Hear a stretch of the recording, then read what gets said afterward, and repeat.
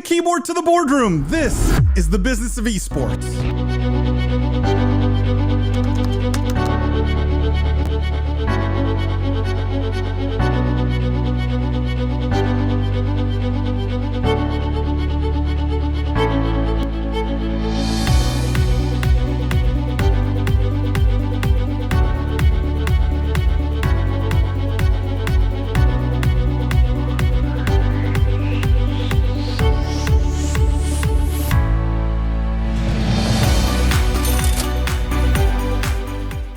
From the keyboard to the boardroom, this is the Business of Esports Podcast. I am Paul the Prophet Dawalibi. I'm joined today by my friend and co-host, the Honorable Judge Jimmy Baratta. For those of you who are new here, welcome to the official podcast of esports. What we do is we cover the most pressing gaming and esports topics and news of the week, but we look at all of it through a business and C-suite lens. We dissect, we analyze the business implications of everything happening in this industry. For our regular listeners, thank you guys for tuning in every week. Thank you for all the love, 5-star ratings and reviews. If you haven't yet, go leave a review on the podcast. I promise we read them all. We're humbled by them all. Or even better, share the podcast with a friend, a colleague, someone you know who's interested in the gaming and esports space, or maybe should be interested in the gaming and esports space. We really appreciate that as well. Jimmy, how you doing this week? I'm happy to be back, Paul. I'm sorry I missed last week's episode, but it sounded like it went really great. If you guys haven't listened to it yet, we had Twitter on the show. We're discussing all of their quarterly reports on engagement, right, and chatting behavior. And thank you, shout out to Jeff the Juice Cohen for filling in for me. I'm sure he's not too pleased that I'm back in town and he had to give up the hot seat. It was a fun episode, and Rishi from Twitter definitely had some interesting insights. So I do agree everyone should tune into that. How was your week off, though, Jimmy? You were fishing, right? I saw pictures of very, very large fish. Yeah, this was not VR fishing, right? This was real life.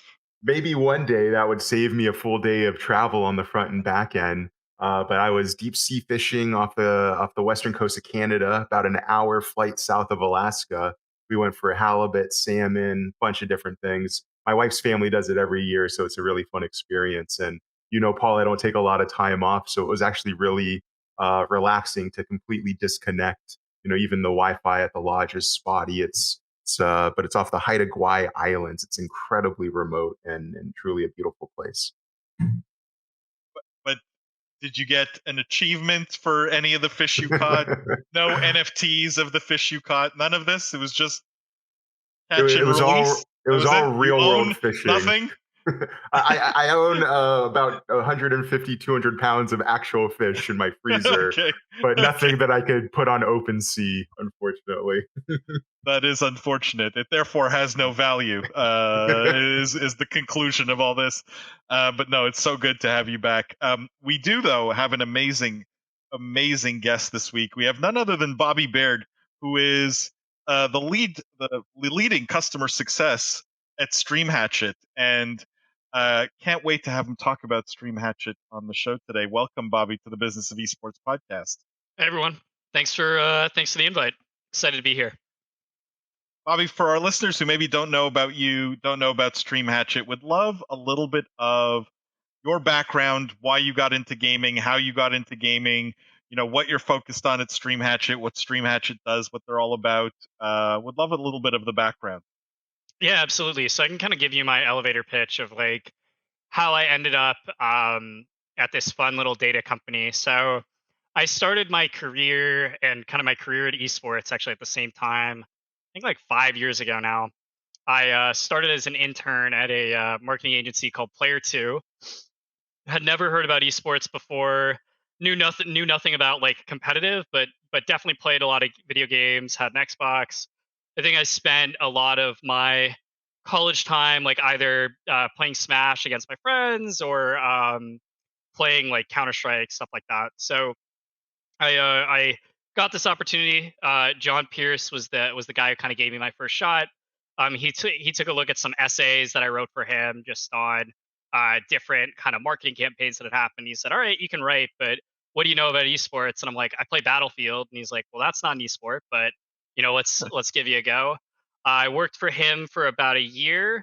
One of his clients that he was consulting for was a holding company called Millennial Esports, formerly, that had owned a subsidiary called Hatchet, which was this small kind of rinky-dink little data company that was doing some cool stuff with the Twitch API. Um, I got involved as like their first kind of like marketing resource. Joined Jake, who was the first sales resource there, to kind of support him on the marketing side. Started writing in a couple newsletters, and then years and years later, time has flown. It's kind of graduated from like a little startup in the gaming space and a more of like a small business. We work with about like 80 of the top businesses across like the esports and video games industry. And then that client roster includes like your likes of Riot Games, Activision Blizzard, Team Solo Mid, Microsoft, Nestle. So a lot of fun companies that are both endemic to the space and also kind of dipping their toes in, trying to understand what the heck to do. And Bobby, I would love a little bit of like, um, where does Stream Hatchet fit in to the ecosystem? From like, could you talk to me a little bit, because data product is a bit vague. Like what?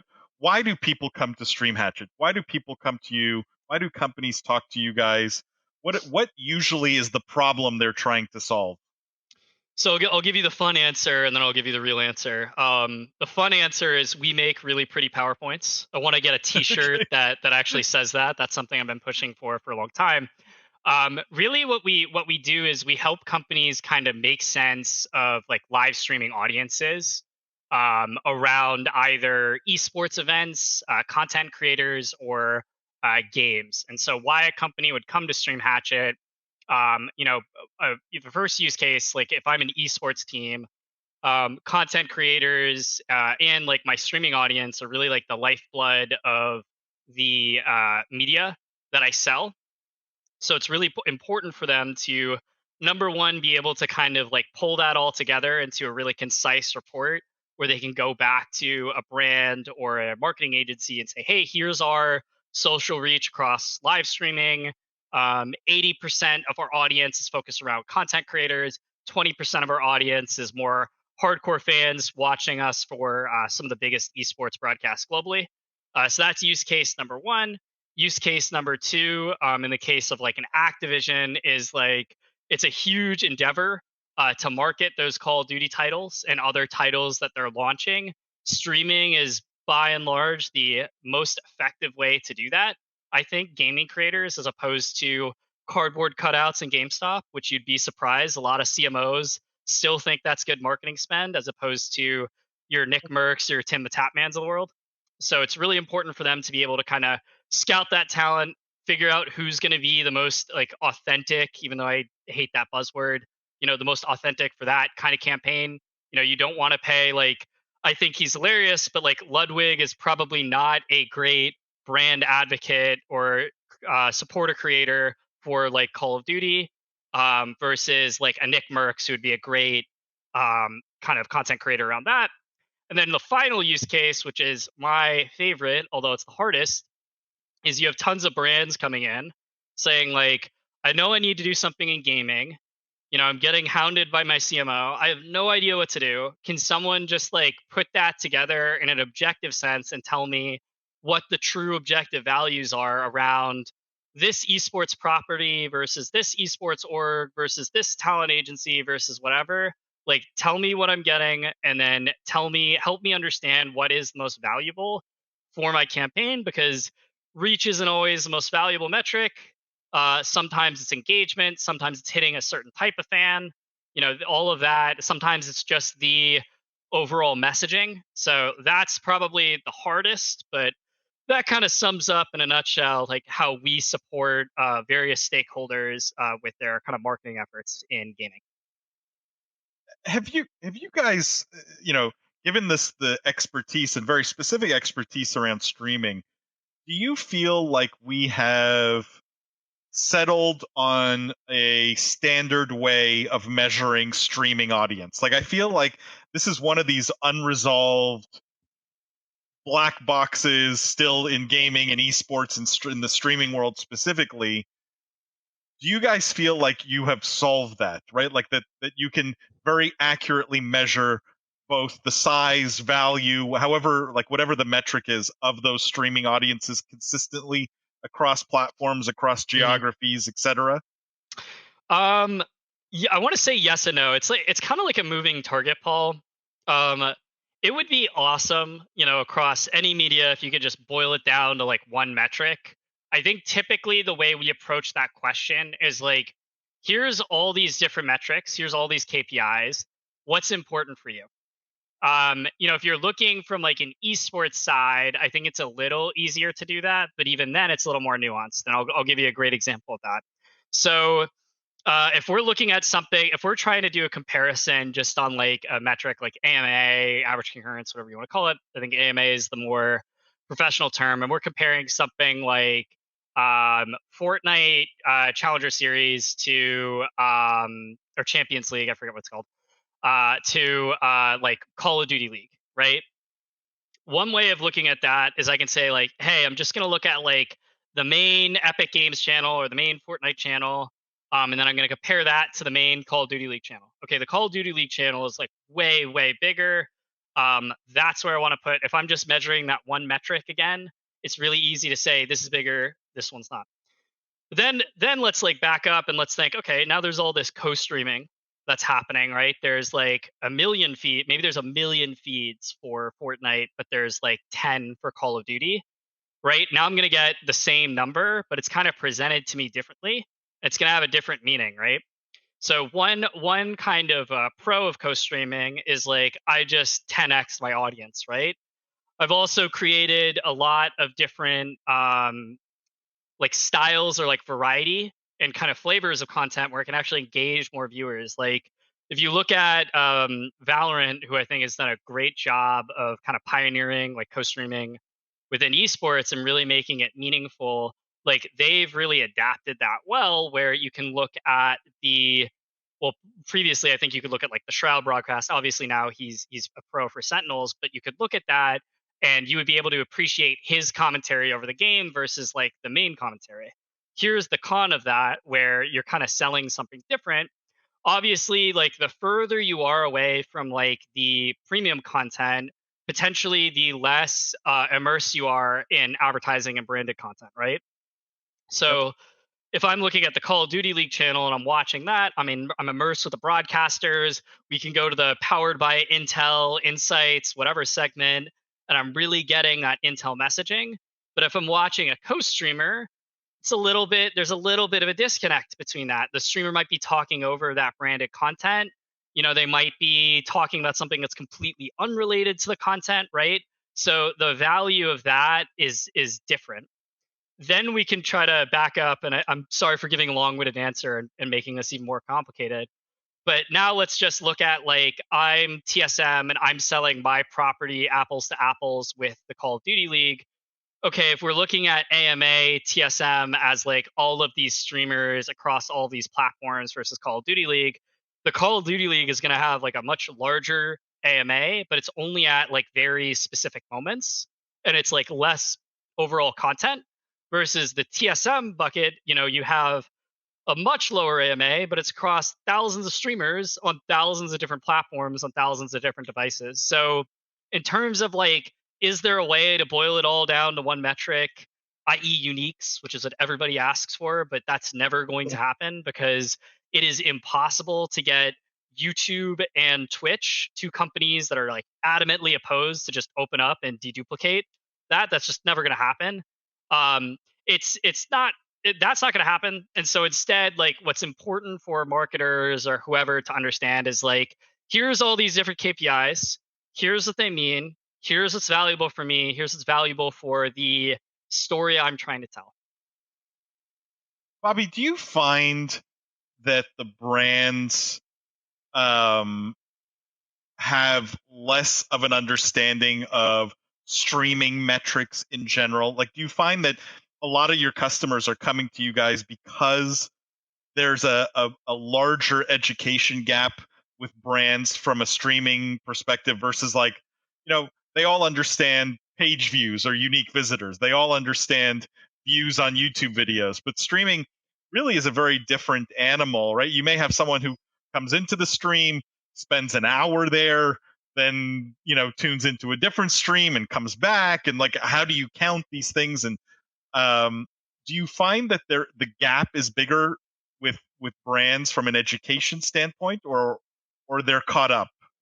I think we see it everywhere, Paul. It's not necessarily just with brands. Like, I'm not going to name who, but I remember a couple of years ago, I had a very endemic gaming company asking me for viewership stats around. It was like AMA around a like major award show, and they were doing a calculation around like AMA that was just really different than ours.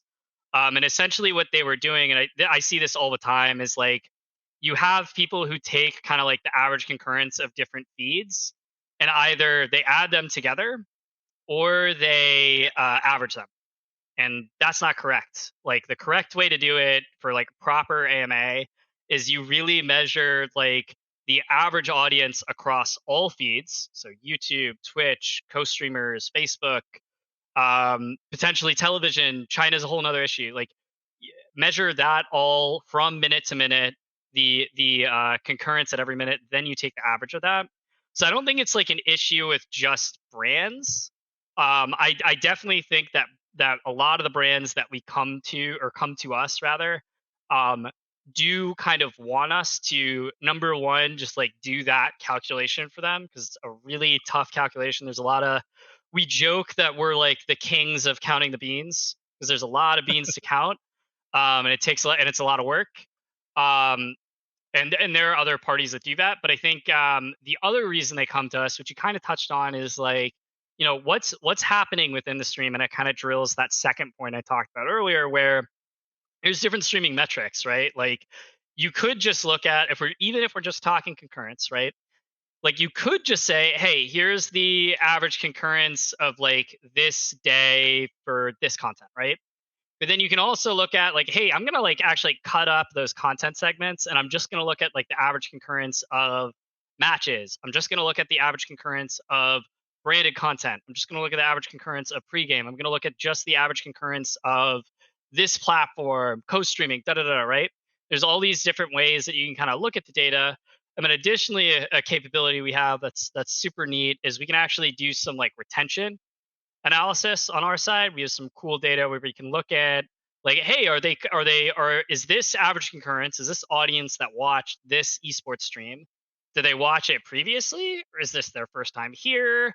How often do they come back? How much content do like my really hardcore fans who do come back watch? So I think in terms of like, are brands getting it, to kind of answer your question, like, they're getting better, and there are a lot of really smart people at brands, but just because you're endemic to gaming doesn't mean you're better at looking at this data.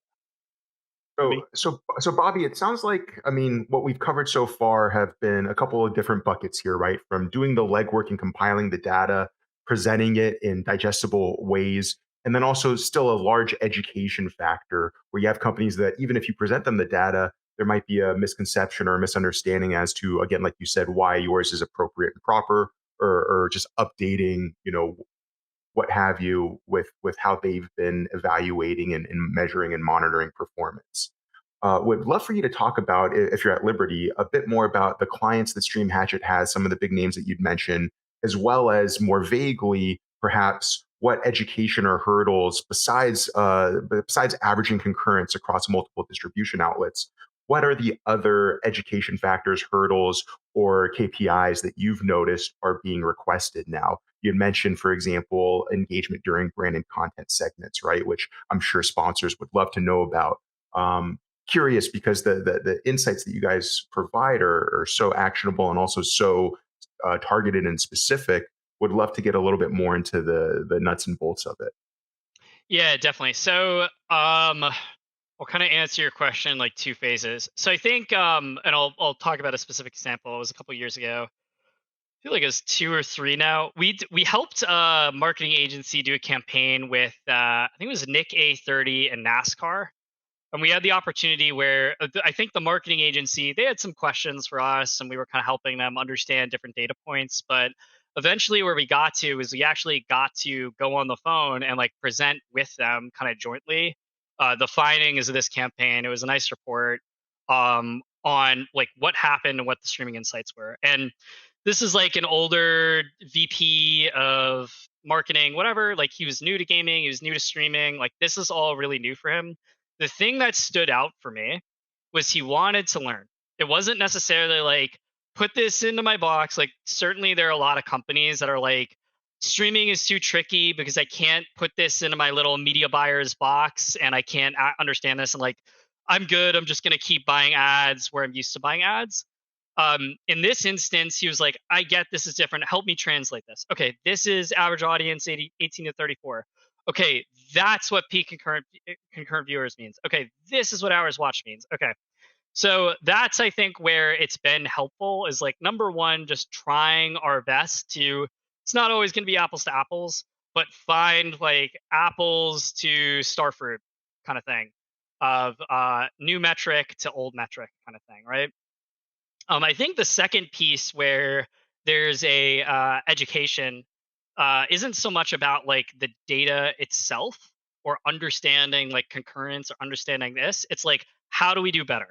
How do I optimize? How do I optimize? How do I optimize? One of our customers who I think I'm at liberty to talk about because they've come on podcasts with us before is Nestle Hot Pockets. Something that they remarked that was really exciting about what we were able to offer versus what kind of had pre-existed in terms of measurement and kind of the old media world was like we're so quick with the turnaround. Like you can look at the data the second it's created versus like, hey, can you build a report on my campaign? Okay, I'll see you in 6 months. Right? Like this was just quick. We were able to answer them. I think we were answering them same day in some cases. But also we were able to answer them every week. They can go into our dashboard, pull some reports themselves. And what's been valuable for them and for another couple brands, and I'll point to this insight because it's available in our report, is like how do we drive more engagement on Twitch as opposed to just viewership? So something that's been there for years is there's a Doritos Twitch emote. I don't know if you've ever seen that, but that is like by and far like the most chatted about like food brand on Twitch, and it's because they have that emoji, and gamers are just using that over and over again. So we've pointed that out to numerous different companies who are kind of either selling physical products, food and beverage, whatever it is, CPG. We're like, go make an emoji, go be part of the chat, go be a meme. And that's something that's really resonated with them. So it's like, not there's a like help me translate the data, help me understand the data layer, and then there's a like, okay, I'm sold. I want this to like land. I want this to be a really strong campaign and like hit home. I want to be endemic. How do I do it? How do I optimize? How do I get better? What did I do wrong? That's something that I think a lot of marketers are asking all the time is like, does Twitch feel good about our content? What are they saying in chat? Like one of our other fun exercises that we've done is like we've built like a very rough and it works like sentiment analysis for Twitch, which is like really hard to do because of just how chaotic Twitch chat is.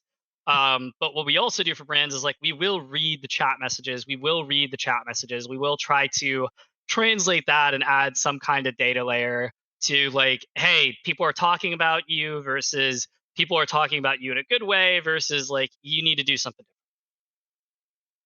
different. I just because you had mentioned Nestle, I want to do a quick shout out to Brian Waddell, episode 166 on the Business of Esports podcast. One of my favorite episodes for our listeners to go back and take a listen. Bobby, I mean, are there other clients that you can compare Nestle to that have maybe different needs or concerns or other than optimizing, or is that something that you see as pretty consistent across your clients? Also, if you're at liberty to discuss any of the other ones, but I know some of this is not. I could talk about the ones I could talk about. I think I could talk about Riot for like years, and like all they care about is esports. They've been a great partner. I think they've been with us for since like 2019. It's really a lot about optimization. There's an optimization. There's not only just an optimization from a sponsorship standpoint, but from a content standpoint, right? Like these leagues want to grow. They want to understand like what Twitch viewers want and how they consume content. One of the ways where we've been really helpful to them is like on the co-streaming front. This is as I kind of mentioned earlier, like there are pros and cons of co-streaming, right? And especially if you're like not familiar with the idea of like someone else touching your content, someone creating transformative versions of your content, like that's a very scary thing for a lot of executives who aren't as new to this whole Twitch, YouTube gaming thing, right? So where we've been really helpful for them and other kind of companies that have invested heavily in co-streaming is like just understanding the impact of that, if that's growing, who is growing, who are good co-streaming partners versus who aren't good co-streaming partners. That I think has been invaluable and one of the reasons they've stuck with us for years, other than I think they enjoy just stomping on us in Valorant matches in our off time. But you know, One more quick shout out there to Matt Archambault from Riot, episode 68 with us live at PAX. Paul, that was, I think, one of your first live event episodes, not in studio. So that was a fun experience for us. And we love those guys.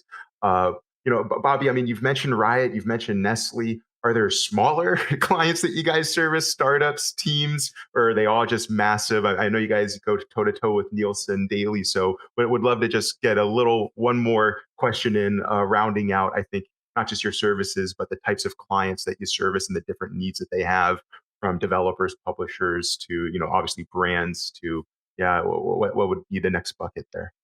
I mean, I think we work with companies of all scales. We're still like a growing company. Like we got like 80 something customers worldwide. And there are definitely a lot of like big, like 10 cents, whatever the world. But I do like our small customers. We work with I wouldn't really call them small anymore, but we definitely work with FaZe Clan, who just IPO'd. They're great to work with. Tribe Gaming is one that we've worked with for a while. I think like our smaller customers are a little more lean. They have less to focus on, so they're kind of like lighter touch in the essence of like the level of service we provide to them. But it's still great to kind of talk to them, and they'll pick our brains every once in a while. Like, what do you guys think of Metaverse? What do you guys think of Roblox? Is there a streaming opportunity around Roblox? Is there this? So Tribe Gaming is they've been with us for a long time. They're a smaller mobile focused esports team, but really enjoy working with them. We had Tribe on also, actually. You keep hitting all the same buzzwords, which is Small kind of world, funny. right? Yeah. Episode 143 Uh, with Chief Pat. Oh, I'm sorry, Paul. If you wanted to hop in, go for it. no, go ahead. I wanted to switch gears a bit. I wanted to talk about China, Bobby, because this is a recurring conversation on the podcast. Some of the numbers that we see out of China, and we obviously report on them and we discuss them on our weekly news show. And all of those conversations inevitably end with like, we're not really sure we can trust the numbers here, right? They seem really big. We're not sure if that's actually what they are. Is there funny business going on? Is that like, Mhm. how much do you guys have to deal with that? And I'm just curious to get your take on it, right? Like, should we be trusting everything we're seeing out of China from a numbers perspective when it comes to audience and streaming and all these things? Or is there a more nuanced approach that we should be looking at these numbers with? Uh that's a great question. I think having a level of skepticism and critical thinking with any data and any number is just good to have across the board. Um, we do pull in third party data from Chinese platforms that we pull for our customers, but we wouldn't try to do like an apples to apples comparison. Like we think it's valuable for we call it like heat number or like heat score instead of average concurrence, just because like we understand that there's an audience there. Um, how it's calculated is very different than how like Twitch, YouTube calculates the numbers. But even then, like there are discrepancies between how Twitch counts a unique and how YouTube counts a unique viewer. Excuse me. Um, so there, I feel like this is a tricky question. There are the numbers that you can trust from China. I mean, there are numbers you can't, but I can assure you that the data that we process on behalf of our customers, like there is a very rigorous um, fact checking and critical thinking process if you're looking at like the proper rehearsed prepared numbers by esports leagues. I think like if Activision is going to come out and put out a like press release about our AMA around the world was this for Overwatch League, like we do have some touch into numbers like that, and so those I trust a little bit more. But if it's like collected by a third party, like if we were to put out a post about China data tomorrow, I would not feel comfortable like saying like this is the Chinese audience versus the Twitch audience. I think we could do like here are the top channels on the Chinese platforms kind of thing. I know I'm sorry. I wish I could answer your question. Everyone's been asking this forever, but the Chinese like business market is very different, and I think how they look at advertising and media buying and all that stuff is just really different than the way we look at it in the West. And so I think it's hard for us to say like here's the audience in China versus here's the audience in the West kind of thing. So, would you say that the legwork of compiling the data is equally difficult as educating or using that data with regard to China? I'd say so. Luckily, we don't have to do as much. Like we don't touch a ton of Chinese data throughout the year. I would say like we touch a little bit of it. Um, Luckily, I'm not the one. I think typically like our customers are more the ones that have to kind of do that. Kind of like this is why this should be calculated like this, and this is this, this is this. Like we just make the pretty PowerPoints. Um, yeah. I just want to sort of broaden this topic to, you know, differences in dealing with different geographies, not necessarily China, but like when you're looking at data from Europe versus from North America, like are you guys weighting these things differently? Are you, is there any process that goes into segregating data geographically and treating it differently from a streaming perspective?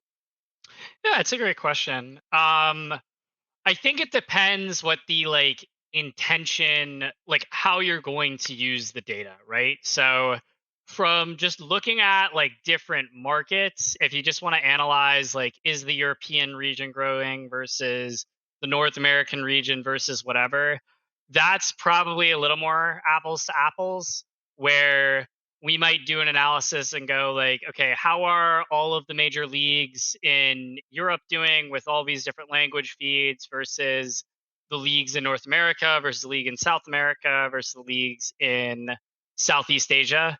And like then we can look at different kind of insights of a data. Like we might say like, hey, like console titles or shooter titles from like an esports perspective have grown massively in popularity in like North America and Europe.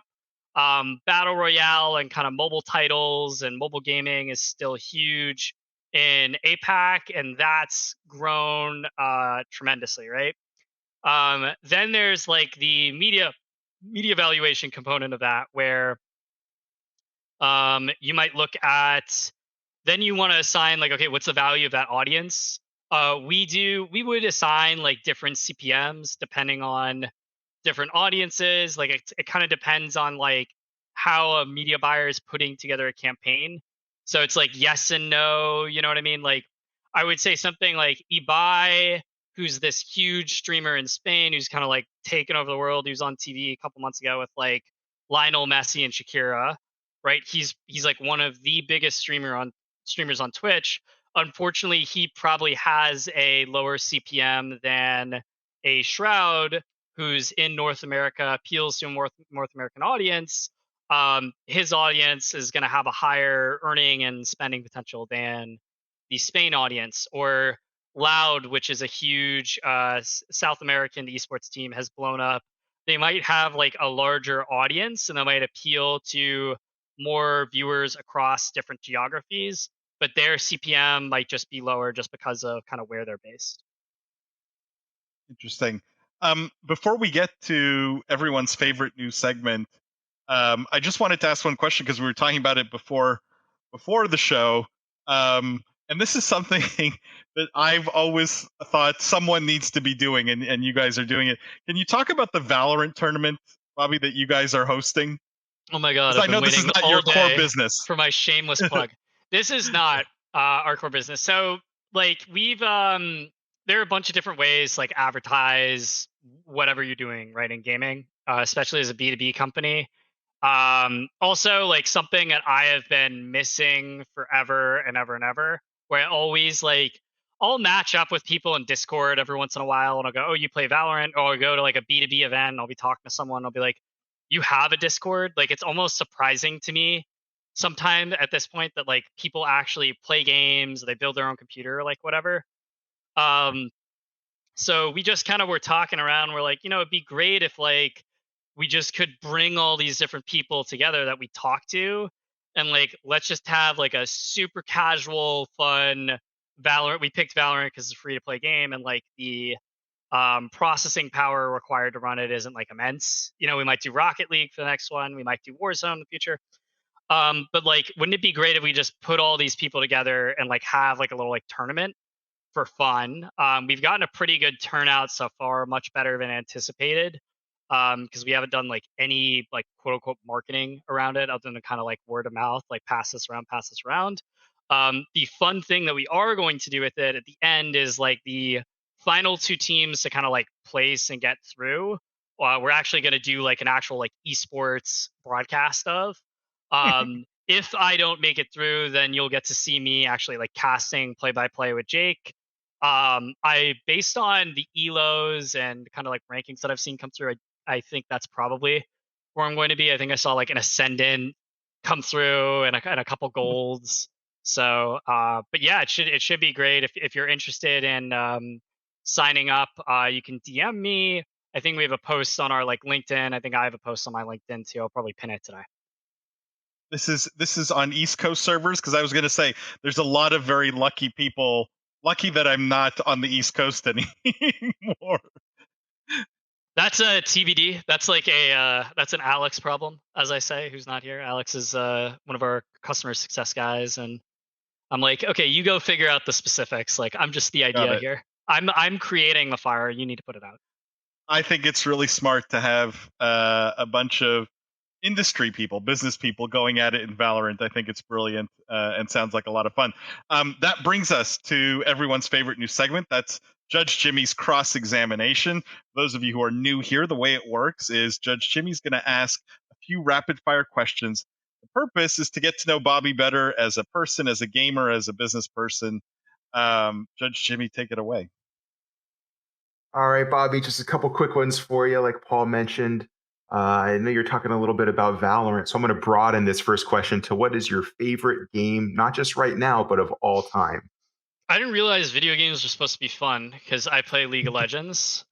So, but of all time, like I think the game I've like if I'm just trying to enjoy a game and play it by myself, I'd say like Wind Waker was pretty fun. That's kind of like an old Nintendo game. If I'm playing games with my friends, it's probably like League or Valorant. But half the time I'm enjoying that. Half the time I'm like kind of pounding my head against the desk and going, "Why did I download this game? And why have I spent so much on a free game?" All good points. I don't think we've had a Wind Waker answer here. That's wonderful. And I'm interested on this next question because partially because of the data you guys collect and the deep insights, which might influence your answer here. But as far as crossover collaborations between games and other IP or brands, i.e., Fortnite Balenciaga, think Call of Duty and Die Hard and Rambo skins, what's your favorite crossover collaboration? Unfortunately, I feel like a Riot shill, which is probably what I am at this point. I think the coolest thing was like the Louis Vuitton, like True Damage, whatever, or like they did like the K-pop thing. That stuff has been really cool because I can actually show my girlfriend that, and she Yeah. like understands, and she's like, wait, like this is like a thing, like this is like real, and I'm like, no, no, no, no, no, it's not. Like this is not, my job is not real, you know, kind of thing. But she's like, no, no, no, this is like a real thing. Like people watch this, so that like that I guess like the Louis Vuitton stuff, you know. It's a great one. No, I still want that trophy case just because. I know, right? It looks nice. what I love too, like you said, it brings us into the mainstream and becomes more tangible. What I love about that one was that there were enough goods for everyone to purchase, unlike the Gucci Xbox one, which was also cool, but they had only 100 pieces. And I was like, I'm never going to get one of these. So sorry, my little rant there. Please. back to Bobby. Here's actually my favorite one, and I always ask is, what's your go-to gamer snack or drink? Ooh, that is a really good question. Can I say beer on the podcast? Absolutely. Is that okay? Which beer? It Or do kind you of switch it up? changes. I really like I probably the fuel that helps me like go is like Fat Tire's pretty good, and then every once in a while like indulge and buy like a game fuel or like a Red Bull and stuff like that. But then like I really also like, it's like Golden Monkey Victory. I I don't don't think know I've if you had guys have that heard of one. that. No, I It's haven't. like Yeah, 9%. But Oh, it like dang. ruins your ability to play the game properly. But it's fun. Yeah, slowing reaction time while playing an Yeah. FPS. Interesting choice, but I'll give it to you. All right, let's go. Last one here. I'm going to broaden because we've talked so much. Well, we talked a lot about just streaming in general content, and the different need for data from some of your different clients. A lot of this that we're talking about, this technology, this user behavior, are building into the metaverse, of course. Just want to get your quick temperature. Are you on the fence? Are you excited? Are you not a fan? What do you think about the current structure and the future of the metaverse as we see it today? You know, Jimmy, you're the second person to ask me about this today, and I have to answer It's an another. early And I have day to give already. another. We have a Oh, joke at. I'll give my opinion in a second. We have a joke at the company that anytime anyone mentions Web3, blockchain, crypto, or metaverse, Alex gets to leave 30 minutes early from work, and that's a joke. Wow. In terms of my opinion about it, look, it's definitely where there's opportunity. I own an Oculus. I've done VR chat. It is fun. I think the commercial opportunity is essentially it allows game publishers and game developers to outsource their revenue generation, because most of their revenue is coming from like in-game cosmetics or skins or whatever. So they outsource that to the community. They get a tax, and then in theory they get to like just work on making their game better and more playable, right, which would be good for everybody. I think it already exists in some places. I think some companies are going to do it better than others. I think there's opportunity. I like Roblox, I like Fortnite. Those are probably like my two favorite. I'm like less bullish on Decentraland or Sandbox, but I actually have not downloaded or played either. I don't think we've had an answer quite like that. I know that if we were to leave early every time metaverse was mentioned at holodeck in We this would company, never work. it would We would never never work. work. But Oh my these are God. great answers, Bobby. That's all I got for you. Back to you, Paul. But thank you, Bobby. Bobby, first of all, thank you so much for being on the show. For people who want to follow you, follow Stream Hatchet, find you, find Stream Hatchet, like where can you be followed or found, or where can people find out more about what you guys are doing? If you want to follow me professionally, you can look for me on like LinkedIn. Just Bobby Baird. I should pop up. If you want like a like less like clean quote unquote version of me professionally, I'm on Twitter at Barely Baird. And then Stream Hatchet. We're active on Twitter. We're active on LinkedIn. I think we had a TikTok for a minute that might still be going, and that's just Stream Hatchet. We are a verified account. That was a fun little thing that we got to do 2 years ago. Very cool. I really love what you guys are doing, and I think it's such a great story, and so necessary, right, for the industry. I think you can't have a black box forever. You need people to make sense of the data, and I think you guys are doing such a great job of it. So Thank you so much for being on the show. Jimmy, thank you as always. For our listeners, just a bit of housekeeping, guys. Don't forget, every Wednesday, 2:30 p.m. Eastern Time, we do a live stream. We cover all the news from the last week. It's a bigger cast. It's a lot of fun. We get to do it live with you guys. So make sure to show up for that. We broadcast everywhere you get our content. So on YouTube, on LinkedIn, on Facebook, on Twitter, literally everywhere. You can find that live stream Wednesdays at 2:30 p.m. Eastern Time. Also, don't forget, share the podcast with a friend. Leave that review. We really appreciate it. Follow us on all the socials, Business of Esports everywhere. And don't forget the most important thing, guys. The future is fun. We'll see you next week.